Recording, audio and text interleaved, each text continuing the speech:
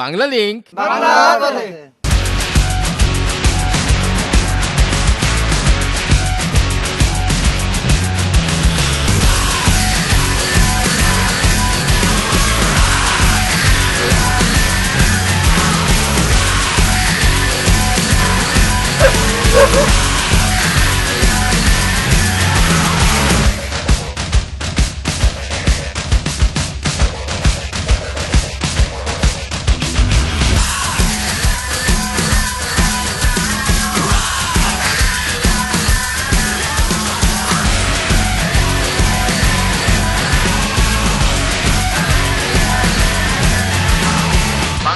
বাংলার পথে বাংলা লিংক বাংলা পথে বন্ধুরা কেমন আছেন? শুরু করছি আমাদের আজকের ব্র্যান্ড নিউ এপিসোড। বন্ধুরা, আপনারা জানেন আমরা আপনাদের নিয়ে এসেছি বাংলাদেশের সীমানা পার হয়ে পার্শ্ববর্তী দেশ ভারতের মেঘালয় রাজ্যে। কারণ আমরা ঘুরে দেখতে চেয়েছি বাংলা ভাষাভাষী ভারতের এই রাজ্যের পর্যটন শিল্পকে ভ্রমণ পিপাসুদের জন্য তারা কিভাবে সাজিয়ে রেখেছে এবং কিভাবে তারা পর্যটন থেকে আয় করছে। যেহেতু আমরা অতি সাধারণ মানুষ, তাই ঘুরে ঘুরে চোখে দেখে কানে শুনে অনুভব করে যা বুঝেছি তাই আপনাদের সামনে উপস্থাপন করেছি। আজ আমাদের মেঘালয় অভিযানের শেষ দিন।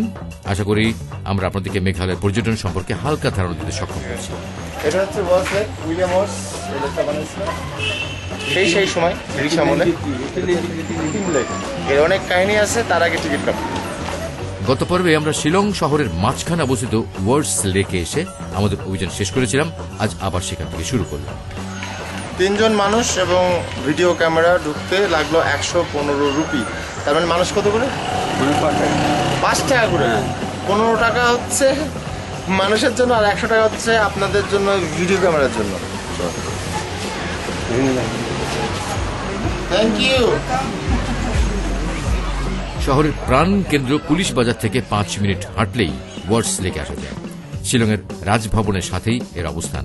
বন্ধুরা, আপনারা খুব খেয়াল করে দেখতে থাকুন লেকের পরিবেশ, আর আমরা এই লেকের ইতিহাস বর্ণনা করতে থাকি। ওয়ার্ডস লেক হল একটা কৃত্রিম লেক। 1893-94 সালে অসমের chief commissioner sir William word এই লেকটি খনন করেন। মূলত শহরের মাঝে একটা সুন্দর বাগিচা তৈরি তার উদ্দেশ্য ছিল। 100 বছরের বেশি বয়সী এই লেক এখনো আগের মতোই আছে। স্যার উইলিয়াম ওয়ার্ড তার মেয়েকে ইংল্যান্ড থেকে এখানে এই লেক দেখার জন্য নিয়ে আসেন। লেকের উপরে কাঠের ব্রিজ, পানিতে রঙিন মাছ, রাজহাঁসের ভেসে বেড়ানো, বাগানের নানা রঙের ফুল, ছায়া শনিবের পরিবেশ দেখে উইলিয়াম কন্যা মুগ্ধ হয়ে যান। উইলিয়াম কন্যা লেকের মাছকে খাওয়ানোর সময় তার হাতের আঙুলে থাকা মহামূল্যবান হীরার আংটি পানিতে পড়ে যায়। শুরু হয় আংটি খোঁজা। পুরো লেকের পানি সেচে ফেলা হলেও আংটির খোঁজ কিন্তু আর পাওয়া যায়নি। আর আপনারা দেখছেন মেঘালয়ের শিলং শহরের সেই ওয়ার্ডস লেক। এখানে আছে শিলং ক্লাব, উপরে আছে শিলং ক্লাব। আর কি কি আছে দাদা? এখানে অনেক সিনেমা শুটিং হয়। আর এখানে তো গল্প শুনলেনি, অমর সঙ্গী সিনেমা আছে। তুমি যে আমার, সেই গানটা এখানে হয়েছিল অমর সঙ্গী, বাংলা ভারতীয় ভারতীয় বাংলা সিনেমা। এই ফুলটার নাম হচ্ছে ফরগেট মি নট। মূলত ওয়ার্ড লেক হল গিয়ে একটা বিশাল বাগিচা। শহরের অনেকেই এখানে সকাল বিকাল হাঁটতে আসেন, অনেকে আসেন ঘুরতে, পিকনিক করতে, নিরিবিলি কিছু সময় কাটাতে। তো দিনের শেষ আলোয় শিলং শহরের ওয়ার্ডস লেক দেখতে দেখতে জানিয়ে দিয়ে আমাদের গত পর্বের কুইজের উত্তর আর বিজয়ের নাম। প্রশ্নটি ছিল মাধবকুণ্ড ঝর্ণা কোন দেশে অবস্থিত? সঠিক উত্তর হল বাংলাদেশ। এবারে 3421টি SMS এর মধ্যে সঠিক উত্তর এসেছে 2911টি, যার মধ্যে থেকে ভাগ্যবান বিজয় হয়েছেন ঢাকার মোহাম্মদপুরের জাফর ইকবাল। আপনাকে কংগ্রাচুলেশন। আপনি চলে যান কক্সবাজারের বিলাসবহুল হোটেল প্রাসাদ প্যারাডাইসে। প্রিয়জনকে নিয়ে 3 দিন 2 রাত আয়েশ করে আসুন। আর বাকিরা আমার সাথে থাকুন, ঘুরে দেখি শিলং শহরে আর কি দেখার আছে।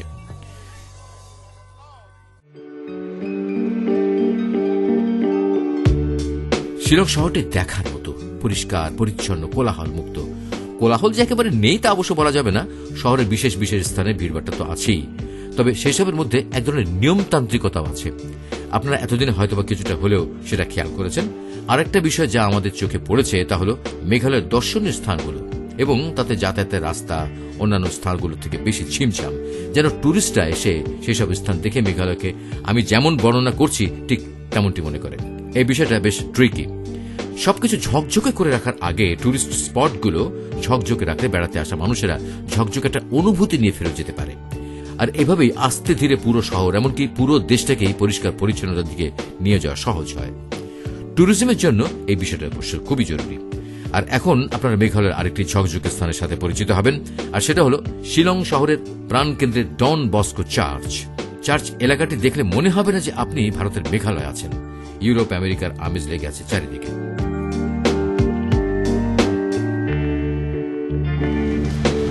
বন্ধুরা, আপনাদের এখন নিয়ে আসছি এশিয়ার সবচেয়ে বড় রোমান ক্যাথলিক চার্চ এবং বিউটিফুল একটা চার্চ। দেখেন, ভারতের নর্থ ইস্টে খ্রিস্টান ধর্ম প্রচার শুরু হয় 1828 সালের দিকে। প্রার্থনা করার সুবিধার্থে 1841 সালে চেরাপুঞ্জির নংশওয়ালিতে প্রথম চার্চ প্রতিষ্ঠা করা হয়, যা আপনারা দেখেছেন। তারপর থেকে অনেক দিন পার হয়ে গেছে। বর্তমানে মেঘালয়, নাগাল্যান্ড ও মিজোরাম খ্রিস্টান ধর্ম অধ্যুষিত রাজ্য। আর আপনারা দেখছেন শিলং শহরের ডন বস্কো চার্চ।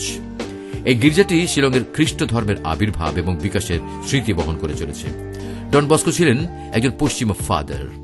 ধর্ম প্রচার এবং জনসেবার মাধ্যমে তিনি স্থানীয় অধিবাসীদের কাছে খুবই জনপ্রিয় হয়ে যান। তাঁরই নামে এই গির্জার নামকরণ করা হয়। বর্তমানে এখান থেকে মেঘালয়, আসাম, নাগাল্যান্ড, মণিপুর, মিজোরাম, অরুণাচল প্রদেশ এবং ত্রিপুরা অর্থাৎ 7টি রাজ্যে খ্রিস্ট ধর্মের প্রচার চালানো হয়।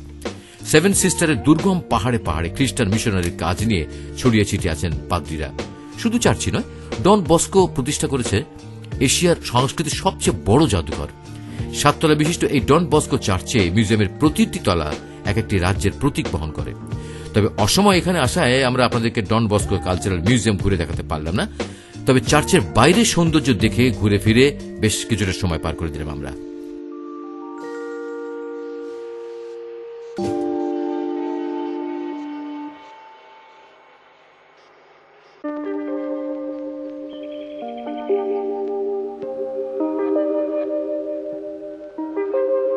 বন্ধুরা, সময় হলো দেশে ফিরে যাওয়ার, ঘরে ফিরে যাওয়ার। বেশ অনেকদিন হয়ে গেল দেশ ছেড়ে এসেছে আমরা বিদেশে। ভারতের মেঘালয় রাজ্যে ঘুরে দেখেছি অনেক কিছু, যার মধ্যে পুলিশ বাজার, জীবন্ত শেকড়ের সেতু, পরিষ্কার গ্রাম, সিক্রেট ফরেস্ট, মনোলিথ, মৌসিনরাম গ্রাম, Mawjymbuin cave, Jakrem hot spring, Mawkdok view point, Mawsmai cave, Thangkharang park, পোকাখেকো গাছ, Kynrem falls, seven sister falls, Cherrapunji, rathole কয়লাখানি, নোকালিকাই ফলস, রামকৃষ্ণ মিশনের নাম এ মুহূর্তে অবশ্য মনে পড়ছে। বাংলা পথে আমাদের বিদেশ আসার পেছনে মূল কারণটা ছিল মেঘালয়ের পর্যটনের ব্যবস্থাপনা, নিয়ম কানুন, বিকাশ এবং তা থেকে কিভাবে আয় করছে তারা, সেটা ঘুরে দেখা। প্রতিটি স্থান ঘুরে পদে পদে আপনাদের সেই সম্পর্কে চাক্ষুষ ধারণা দিয়েছি আমরা। আমাদের এই মেঘালয় অভিযান আপনাদের সকলের মাঝে পর্যটন বিষয়ে যদি সামান্য কিছু শিক্ষণীয় হয়ে থাকে, তাহলে আমাদের এই কষ্ট সফল হয়েছে বলে আমরা ধরে নেব। বাংলা পথে অনেক বন্ধুরা অভিযোগ করেছেন যে আমরা বাংলার পথে বাংলাদেশ ছেড়ে ভারতে বা বিদেশে এসেছি কেন। আশা করি আপনারা মেঘালয়ের সবগুলো পর্ব দেখে এর উত্তর খুঁজে পেয়েছেন। তারপরেও যদি বলতে হয় তাহলে বলবো, আমরা সবাই আমাদের নিজেদের ঘর সাজিয়ে থাকি, তবে সেই সাজানোটা কতটা সুন্দর হয়েছে সেটা বুঝতে অন্যের ঘরটা একটু ঘুরে দেখতে হয়, তাহলে তুলনা করতে সহজ হয়। বুঝতে সুবিধা হয় যে আমার ঘরটি অপরের ঘর থেকে কতটা আলাদা। বাংলাদেশ পর্যটন সম্ভাবনা দেশ। এই সম্ভাবনাটাকে কিভাবে কাজে লাগাতে হবে তা অন্য দেশ দেখে আমরা সহজে অনুধাবন করতে পারি। তো বন্ধুরা, দেশে ফিরে যাবার পথে অনেক কিছু দেখার আছে। তার মধ্যে আমরা এখন যাব শিলং শহরের ভেতরে অবস্থিত লেডি হায়দারি পার্ক।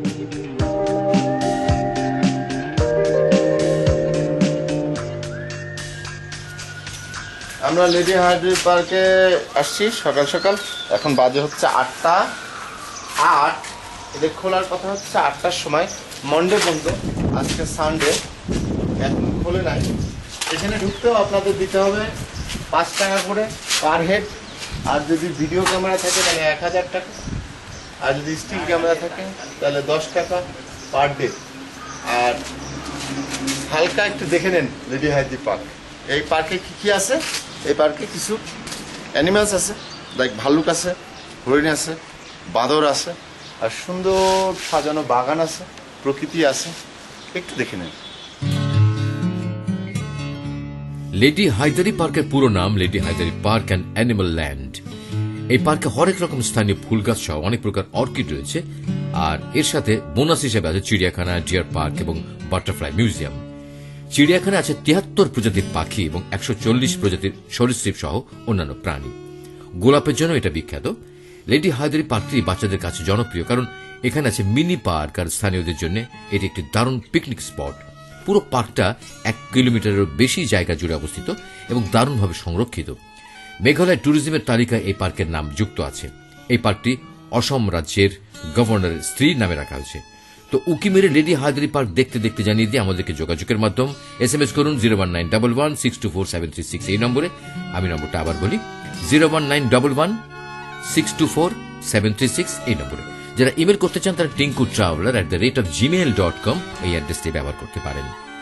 অনুষ্ঠান সম্পর্কিত আপনাদের যে কোনো ভালো লাগা মন্দ লাগা আমাদেরকে জানাতে ভুলবেন না। আপনাদের সুচিন্তিত পরামর্শ আমাদেরকে উজ্জীবিত করে। মনে রাখবেন, আপনাদের যে কোনো মতামত আমাদের চলার পথের পাথেও। তো দেখা শেষ হলো শিলং শহরের একটি place of interest lady Hydari park. Bangla link বাংলার পথে, বাংলা লিঙ্ক বাংলার পথে। বিরতির পর আবারও স্বাগতম বাংলা লিঙ্ক বাংলা পথের মেঘালয় অভিযানে। বন্ধুরা, আপনারা জানেন আজ আমাদের মেঘালয় অভিযানের শেষ দিন। আমরা দেশে ফেরার পথে রয়েছি। তো ফিরতি পথে এবার চলুন আমাদের মেঘালয় অভিযানের শেষ স্পটে যাওয়া যাক। শিলং শহর থেকে দেশে ফেরা মানে ডাউকি বর্ডারের পথে 10 কিলোমিটার এলিফ্যান্ট ফলস ডানে রেখে বামে উপরে এয়ারফোর্সের ক্যান্টনমেন্টের ভেতর দিয়ে উঠে গেলেই আমরা পৌঁছে যাব শিলং পিকে। শিলং পিক হল এমন একটি উঁচু স্থান যেখান থেকে সমগ্র শিলং শহরটাকে দেখা যায়। তো বন্ধুরা, শিলং পিক যেতে পথে আর একবার মেঘালয়ের সাধারণ তথ্যগুলো জানিয়ে দিই। মেঘের রাজ্য মেঘালয়। মেঘ মানে বৃষ্টি। পৃথিবীর সবচেয়ে বেশি বৃষ্টিপাত এই রাজ্যেই হয়।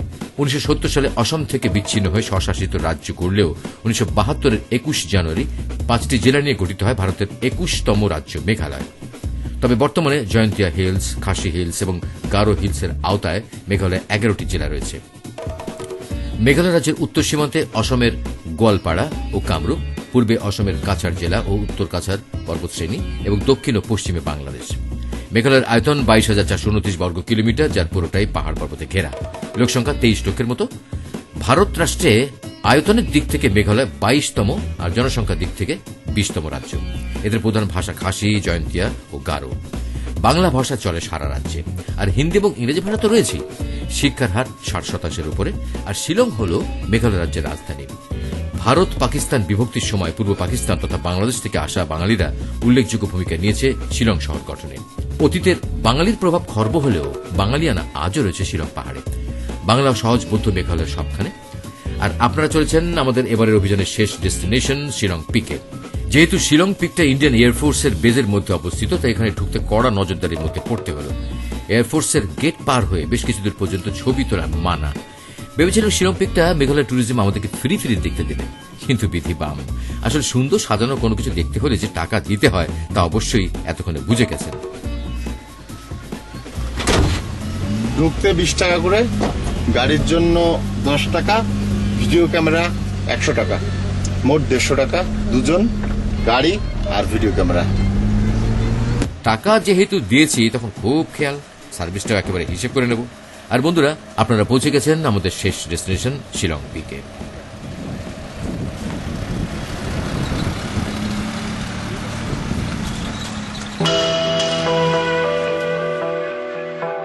বন্ধুরা, খেয়াল করে দেখুন, কোন একটা স্থান তখনই আরো আকর্ষণীয় হয় যখন আপনার মনে ওই স্থান সম্পর্কে কোনো প্রশ্ন আসার সাথে সাথেই সেটার উত্তর আশেপাশে পেয়ে যান।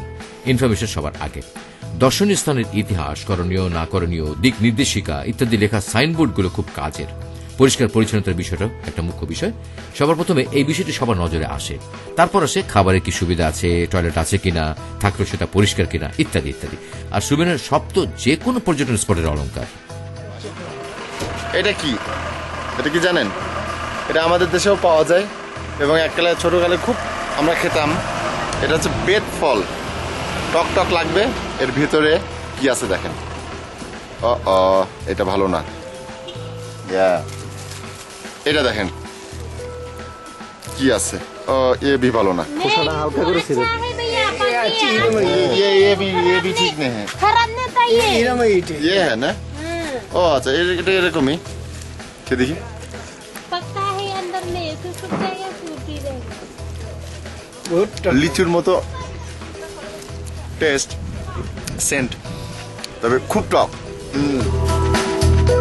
শিলং পিক উচ্চতার দিক দিয়ে মেঘালয়ের সবচেয়ে উঁচু স্থান। শিলং পিকের উপরে সাইলং দেবতার অবস্থান বলে এলাকার মানুষের বিশ্বাস। সেই সাইলং দেবতার নামেই এই শহরের নাম হয়েছে শিলং। এই শিলং পিককে দেখে বিলেতি সাহেবদের মনে পড়ে গিয়েছিল স্কটল্যান্ডের ফোর্ট এডিনবরার কথা।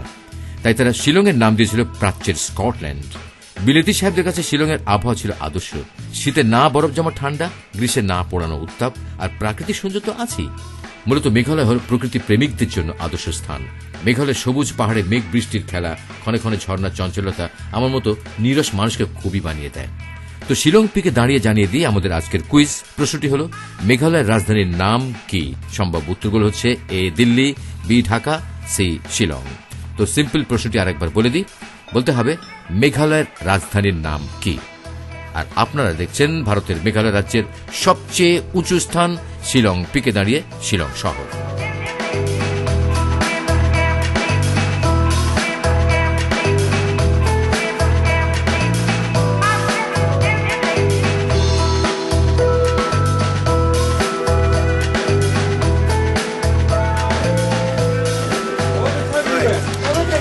Traffic jam.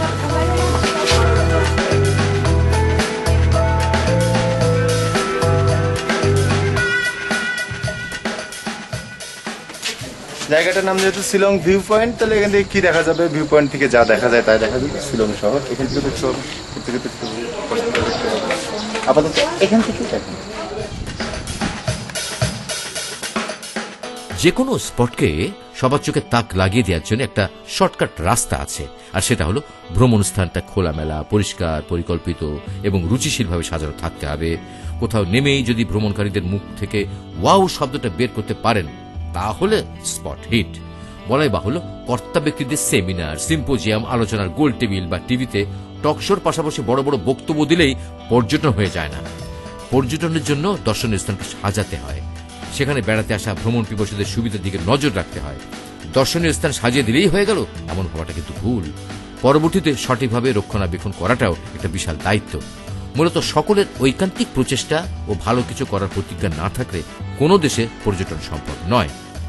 আমাদের দেশটা সুন্দর, তবে সেটাকে দেখার উপযোগী করে তোলা কিন্তু জরুরি। মনে রাখতে হবে, ভালো রান্না কিন্তু শুধুমাত্র পরিবেশনের ত্রুটির কারণেই বিস্বাদ হয়ে যায়। তো আমরা আমাদের অনুষ্ঠানের একেবারে শেষ প্রান্তে এসে গেছি।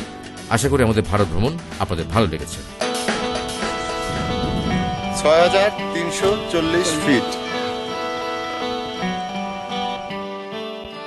তো বন্ধুরা, হাজার নয়, ভারতের মেঘালয় রাজ্যের শিলং পিকে দাঁড়িয়ে শেষ হয়ে গেল আমাদের আজকের বাংলা লিঙ্ক বাংলা পথের মেঘালয় অভিযান। দেখা হবে আগামী পর্বে বাংলাদেশের কোন এক দারুণ নৈসর্গিক সৌন্দর্যের মাঝে। আমাদের অনুষ্ঠান কেমন লাগছে জানাতে ভুলবেন না। বরাবরের মতোই আমাদের অভিযানের সাথে থাকার আমন্ত্রণ রইল। সবাই ভালো থাকুন, সুখে থাকুন। বাংলা লিঙ্ক বাংলার পথে।